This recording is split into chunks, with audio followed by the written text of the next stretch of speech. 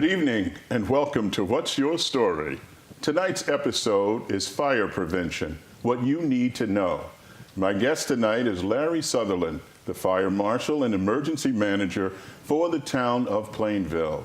With winter approaching and people turning to many different ways to heat their homes, it should come as no surprise that the number of fires increases during this period. Tonight's show is designed to provide you the information that you need to avoid a tragedy. Welcome to the show, Marshal Sutherland. Thank you very much. Why don't we begin by, would you please tell the viewing audience a bit about yourself, your background, where you were born, and where did you go to high school, and have you always lived in the Plainville area? Yes, I was born in New Britain, and I've lived in town all of my life. I went to Plainville High School, graduated from there. Yeah. How many siblings in your family? I have one child. One child? Yeah. How about brothers and sisters? How many? I'm sorry. That's okay. That over? Yeah. How many siblings do you have? I have one. I have one sister. Okay. All right. She older or younger than you? She's a year and a half older than I am. Okay. And where did you go to high school? Plainville High School. Plainville High School. What was your mascot? Blue Devil. The Blue Devils. Blue okay. Devil. Is it still the Blue Devils out there? Yes, it is. All right. Now, tell me something about living in the Plainville area. When you were born and raised around here and grew up in here, how is it different, say, when you were a boy than Plainville is now? Well, Plainville's always been a tight-knit community. Okay. We have 9.8 square miles, roughly 17,800 people. You know, growing up, I've seen so many things change. Yes. But many things still stay the same. Okay, like what? What stays the same? Oh, the camaraderie in the town, the small community, the businesses that we have, the small restaurants that we have. Absolutely. It's a lot of family business in town. Okay. Would you please take us on the journey that led you to become the Plainville Fire Marshal and Emergency Manager? Is it true that you have volunteered for 40 years? Yes, I actually became a full-fledged member of the Volunteer Fire Department in October 1 of 1976. Oh my goodness. So I've just got over 41 years there as a volunteer. I started out, I was working in manufacturing for 28 years. And although I was still a volunteer, I still maintained that full-time private sector work. And then I decided at some point in time I need to change careers, yes. In which I did. In 1994, I was in college. I was at Harvard State Tech, Naugatuck Community College, and also Tungus College. Okay. And I took criminal justice and fire science and administration classes to better be better value to people in another career. And then I went to the Department of Public Safety, State Fire Marshal's credentialing classes, which was about 9 months long on nights and weekends. In 1995, I graduated from that and became a fire inspector in the Office of Fire Marshal Town of Plainville, which had at that time a part-time fire marshal. Well, the town realized that you cannot ever get that amount of work done that you need to do, yes, to meet state laws and so forth, and for public safety reasons. So I went from inspector to deputy fire marshal, and in January 1, 2000, I became the first full-time fire marshal in the town of Plainville. Great career change, very good career. Yeah. I've been extremely delighted with it. Yes. You know, so it has ups and downs, sure, but sure. You know, public safety is job number one. Absolutely. Exactly what are the duties of the fire marshal / emergency manager? Why don't we take the fire marshal first and then talk about the emergency manager? What are your duties as fire marshal? By state law, we need to inspect every residential building, 3 families and up, annually. And then there's other commercial properties like businesses and places of assembly. There's a inspection schedule for all of that by state law. And you know, we always try to get our inspections done because in residential, because that's where people sleep, that's where people have fire problems most of the time, and that's where people get injured or die in a residential unit. So by state law, that's what mandates we do our job. We also get into plan reviews for new buildings and construction, renovation jobs of other commercial buildings. We are not responsible for 1 and 2 family homes by state law. However, if someone needs a fire safety inspection, I certainly do that. They need to call me, and I would certainly do that and let them know what is safe and what's unsafe in our property. We also investigate all fires. By state law, we need to investigate fires, report those to the state of Connecticut every month. We have a structure fire, we investigate depending on the size of that fire. I have 3 local police detectives that also assist me in investigations because they do that work all the time. Yeah. Investigation is their job. And a major incident where we have a large fire loss or fatality, I was called a state fire marshal, and I get another team of detectives with a accelerant detection canine that comes in, and we investigate the fire as a team. My goodness gracious, I mean, the duties are awesome, aren't they? I mean, good grief. I mean, you're running from the moment your feet hit the floor, aren't you? Yep, and every day, that's what makes the job so interesting. Every day is different. Yes. I come into the office in the morning on Mondays, and what you had planned doesn't normally go that way. I know that. I'm familiar with that. We always have to adjust our schedule, but it's very broad. Phone calls, you get complaints, you have other appointments you have to take care of. And we very diverse. Marshal Sutherland, emergency management, what's that all about? Emergency management is protecting of people in a disaster. I was kind of put onto that job in 2001, where our past town clerk had retired, and somebody needed to take over the emergency management department. After 9/11, it became a very, very large task because, certainly the state of Connecticut has got deeply involved in commissions and other agencies to get disaster preparedness supplies, to better prepare people for a disaster. And, certainly Plainville, the state of Connecticut is susceptible to hurricane, flooding, tornadoes, fire, not typically your droughts and some other things that other states will face. We try to get people to be ready for 3 days of being alone in their home. And we found out from the snowstorm of 2011 in October, most people want to stay home in a disaster, even if they lose the power.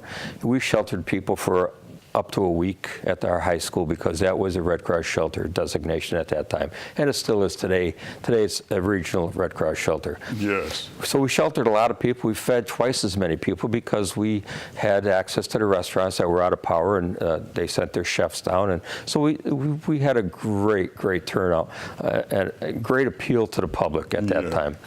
But emergency management is all about preparation. And to do what I do today, I need to take federal certification classes in incident management, and several of them to be able to get FEMA grants for the town. Okay. So it's a deep subject. Emergency management is very deep and is well involved. Yes. And it's very timely. Yeah. Now, how does the citizen, a Plainville citizen, learn the steps in emergency management? For example, what to have in your home? I would guess extra batteries or what have you. How would I know? Can I go on the Plainville Town Hall site, look under fire department? Is there a section for emergency management there, and it gives me information as to what to do? Yes, you can go to plainvillect.com website, and you can go under Fire Marshal Office and Emergency Management, and you're going to find a lot of information. Okay. And you're going to find a lot of links to other emergency management information as well, and there's fire safety as well. Okay. Is it true that this is the time of the year when you can expect increases in fires? And if that's true, why? We normally see an increase, as well as most towns and cities across the United States during winter months. People are using heating sources. Not all heating sources are approved to be heating the house. People tend to be somewhat careless. They put heating sources near combustible materials, their bedding, couches, and so forth, especially if it's a space heater. They use extension cords that aren't rated for the amps that the space heater will be using. Things heat up, things fail, then we have fires. My goodness. Pretty soon people are going to start putting up those Christmas trees, right? That's correct. They're going to start with the candles in the house. Yeah, that's correct. And they may have fire extinguishers in the house. I said a whole mouthful there. Let's take it a piece at a time. Christmas trees and lights. Talk to me about that and what possible fire danger is there with your Christmas tree and your Christmas lights? Well, a fresh cut Christmas tree, you certainly need to keep that watered throughout the time that it's in your house. Christmas trees are out very fast. Any lights that you put on Christmas trees or any other ornaments that are provided with electricity throughout your house, make sure they have an Underwriters Laboratory testing seal on them. What is Underwriters Laboratory? Tell our audience. Underwriters Laboratory is a federal designation that the appliances and equipment has been tested as it's supposed to be used, if used properly, for safety. Right, That's okay. correct. If used properly, it's supposed to be safe, right? That's correct. All right, what about oil burners in the wintertime? Should people have their burners serviced before the wintertime starts? Yes, so we always tell people make sure you service your oil furnaces, your gas boilers, and so forth, at least annually. We've already responded to a couple of calls in the past couple of weeks because the people are requiring heat now, and they haven't had them serviced, so we have backfires of the unit. We have to shut the unit down. They need to get serviced. So we always say maintain your heating appliances in your home. Okay. By a licensed technical person. Now, if you watch television, and I'm sure you get a minute or two to watch that, particularly around this time of the year, you'll see commercials for fire extinguishers. Right. Okay, you're a fire guy. What's your feeling and thoughts on fire extinguishers? And if there's a fire in your house, how should people handle it even though they have a fire extinguisher? Please talk to us about that. Sure. Fire extinguishers are a great tool to have in the house. They're a great tool if you're trained properly. Most people pick up any device today, they won't read the instructions on the use. So they have a fire and they'll maybe fumble with the device. Fire grows 30 times every minute. So I always say, get out of the house, call 911. We're the professionals. We're going to handle your problem at your house. If you do choose to use a fire extinguisher, certainly use it in a very, very small stage of the fire, which we call incipient stage. Never put your back to fire on the way out of the house. Always keep your eyes on it, because fire will trap people quickly, and fire grows quickly, and people don't understand that until they have been exposed to that.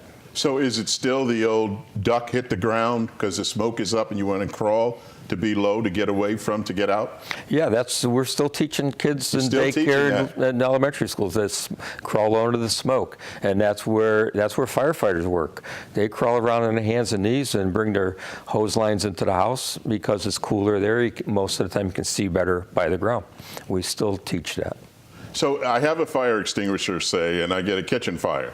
That's a small area. Mm-hmm. You suggest I try to put that out with my fire extinguisher after having read the instructions, obviously, before the fire, or just abandon ship and get the heck out of there? I would say the first line of defense, instead of using a fire extinguisher, is always have a cover handy for your pot or pan. Okay. That you to may smother have a fire. the oxygen. Take it off the heat, smother it. Okay. Yep. Now, you said something interesting about extension cords. Now, people think you have that extension cord that shuts off. I forget the exact name of it now, but they think that's safe. Talk to us about those extension cords. Well, surge suppressors are used. Surge suppressors, that's the phrase, yeah. Yeah, they're used very widely all over. And, doing apartment inspections, I always see them. They're a good device.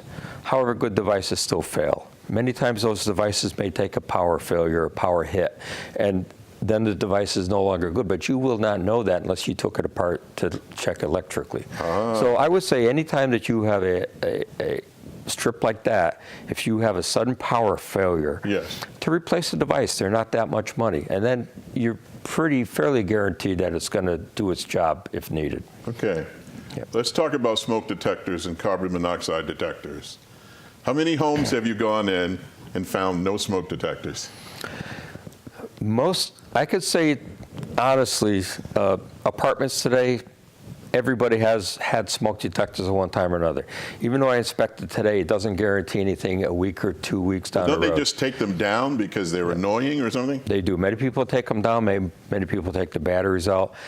There's a lot of people that don't think that they might be important. They might alarm during food cooking on the stove. So we certainly try to reduce that threat by education first.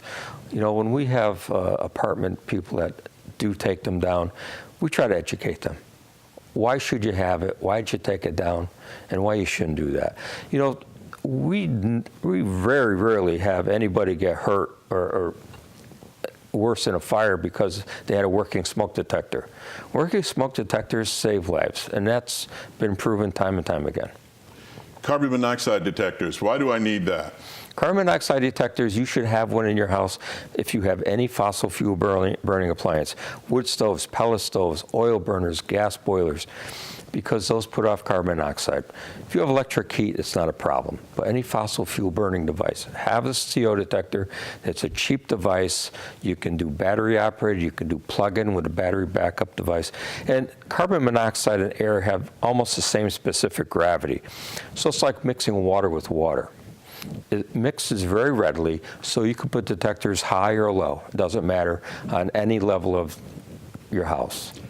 Marshall Sutherland, let's say I'm a resident of Plainville and I don't know where to place my smoke detectors. Can I go online and get that information through the town hall? Can I come to your office and get you to come to my house and show me? How does that work? Well, certainly you could use online resources. You know, we have compliance with National Fire Protection Codes, and it's number 72 for smoke detection and alarm systems in a house or a commercial building. You know, I always say, put the smoke detector in the center of the doorway, about 18 inches in from the wall. New construction residential today is required to be in the bedrooms and adjacent to the bedrooms, and they're all interconnected. So if one goes off, they all go off. So new construction residential homes under 3 stories? Under 3 family. Under 3 families. Any residential today is required to have that. It's required by law. Okay. Any residential. Wow, yes. wow. Yeah. Yeah. And those smoke detectors would be on any level, in Yes. stairways, in the basement, all interconnected. They'll come in, yeah. Now, do you actually come out to people's homes and show them if they request it, or? Absolutely. I would. Oh, you do? As a courtesy to 1 and 2 family homes, I would do that. Yes, absolutely. Okay, let's say I wanted to be in a training class. Are they announced on, it's like, what's October Fire Prevention Month, is it? Yes, we have Fire Prevention Week in October, but we certainly treat the whole month of October as Fire Prevention Month because we put over 600 children through the system in October, from daycare up through normally 2nd grade, fire prevention education at the firehouse, or we visit the schools to do that. Marshall Sutherland, let's say things are a little tough for me and I can't afford smoke detectors or carbon monoxide detectors. What are my options? Your options are to contact me. I have a amount of 10-year battery operated smoke detectors in the office, as well as some carbon monoxide detectors that are battery operated. And people that call, if they can't put them up, I did a house a few weeks ago, elderly lady, and I put 5 detectors in the house. I installed them for her. And I felt good about that. So I certainly would do that. 1 and 2 family houses specifically, because 3 family and up, they're all rental apartments, and the property owners really need to step up and take care of that. During my interview with you, you told me one of the worst things is a fire anywhere in general, but anywhere in Plainville where property damage and people are in jeopardy. That's correct. What do you find to be the basic reason for fires in homes? What do you think? What's your research and your experience tell you? Most of the fires that we have that are major is by set by human hand. Somebody's careless. It's the person's activities prior to the fire. What were they doing? You know, when we do an investigation, we look at all the details. What was the person doing before the fire? And unfortunately, a lot of people's activities lead to serious fires, and consequently, they can be injured. What kind of activities lead to it? Alcohol consumption, smoking. Smoking is still an issue. Certainly. You know, and they're all accidental fires. But certainly if if they take responsibility, understand what they're really doing in their house, you know, be careful. Always practice safety. And, you know, that's our job, to promote safety. If I can finish my career without anything else happening, I'd be happy. I'd say my job is done. Yeah, you certainly don't want to have any business. Is that fair to say? No, I prefer not to be You prefer busy. to, you be, what's it, the Maytag man, right? That's correct. You prefer to be just like the Maytag man. That's correct. Not yeah. much to Yeah. do. What do you find most rewarding about what you do, Marshall Sutherland? I think most rewarding is, certainly providing public with safety, reducing the fire deaths and fire injuries, reducing property damage in the town of Plainville. And I think we're on our way to accomplishing that goal overall. But when I talk to the kids in the schools, I love that. These kids are just great. And what's nice about it? A year or two down the road, they remember who I was. Really? And they soak it up. They'll say hello, and I'll see them in a grade higher the next year or two, and it's very gratifying. Fire prevention education is where it's at. If we can prevent the fires, we prevent death and injury and property damage. People are buttoning up those houses now. They're closing everything down, shutting everything in. Correct. What's going to happen as a result of that? Well, certainly, if you button up a house tight enough and you have a fossil fuel burning appliance, you can have carbon monoxide if your appliances aren't working properly. Okay. So, you always have to maintain. You always have to maintain what you're doing, maintain your equipment, always practice fire safety. Now, you've mentioned that several times during this interview. Let's lay out a plan that people watching can say, okay, he told me that this is a plan for me getting out of my house in case of a fire. All right, you wake up and you hear the smoke detector beeping and you see smoke and you're in a room. What about closing doors, opening doors? Do you drop on the ground first? Should you have an emergency exit route long before any fire happens? Tell our viewing audiences what they need in place to save themselves and their loved ones. Well, we have in place EDITH, which is called Exit Drills in the Home. We always try to teach, especially the younger kids, how do you exit your house in an emergency? What do you do if the smoke detector goes off in the middle of the night? Is your bedroom door closed? Is there smoke coming underneath the bedroom door? We feel the door from the top to the bottom with the back of our hand. Is it hot? Is it cold? Should we open it? And if you open your door, if there's smoke in the hallway, you're going to crawl lower into the smoke and get out. You're going to plan that exiting out of your house with your family. And you always certainly find a place out in front of your house, preferably by the sidewalk or a mailbox, or wherever it happens to be, a common meeting place for yourself and your family. So our best day in the fire service, we get a call for a house fire. Yes. Our best day is to get there and find out everybody's out of the house. Yes. And that's confirmed. Okay. Okay. Certainly we still do searches Sure. of the structure, but we need to have people plan that escape during good times, because from experience, I can tell you that a fire changes the atmosphere 100%. You would not, if you took yourself and tried to find yourself out of your house with your eyes blindfolded, you probably wouldn't be able to do it with no smoke at all, just blindfolded. So, we try to tell people to practice that. So smoke is the greatest inhibitor for you trying to get out of your home. That's correct. And you can be overcome by smoke inhalation in how much time? Very quickly. Very quickly. Smoke is the biggest danger of fires. It can make you unconscious in a matter of moments. Everything that we have today is plastic, it's composites. It's not like we were fighting fires back in the 70s. Everything was wood. Car fires, house fires, all the man-made materials in these things producing such toxic gases. That's an important thing to, yeah. And once a person takes a couple of gulps of that smoke, it can put you down in a matter of seconds. Now, suppose you have a handicapped person in your home. How do you suggest people handle that for fire emergency escapes? Well, certainly I hope they have a plan. Okay. If a person's in a wheelchair, if the person's bedridden, we should know about that. Okay. What do you mean we should know? You mean the fire department or? Fire department should know. Senior Citizen Center carries a list of at-risk people. Okay, all right. What's the issue at the house? Do they need a generator? Are they on machines that need power? Are they are they ambulatory? Yes. We have a list of at-risk people. Yes. And certainly that's in a database. Yes. And if we have any concerns, we can look at that database and find out if that person is still living there. But the people, the caregivers, the family need to practice fire escape. In a regular residential setting, there's not a lot of credit given to defend in place, like in a nursing home. Yes. Where you have fire sprinklers, you have full fire alarm systems, early detection. Yes. So hopefully the people are planning to get their invalid family member out. Now, you know, this reminds me of something. Can a residential home have sprinklers? Absolutely, yes. Oh, you can? Yes. I never realized that. Not too many residential homes have sprinklers today. There's a long-standing push to put residential sprinklers in all new 1 and 2 family homes. All right, very good.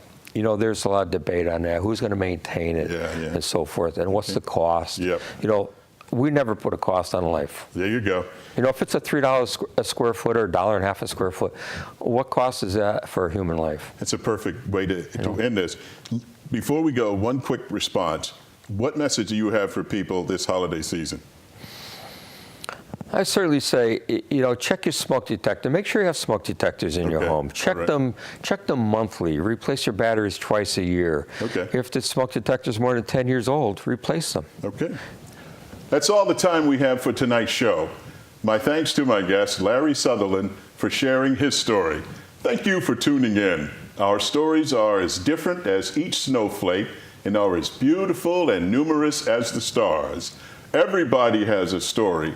What's yours? Until next time, good night.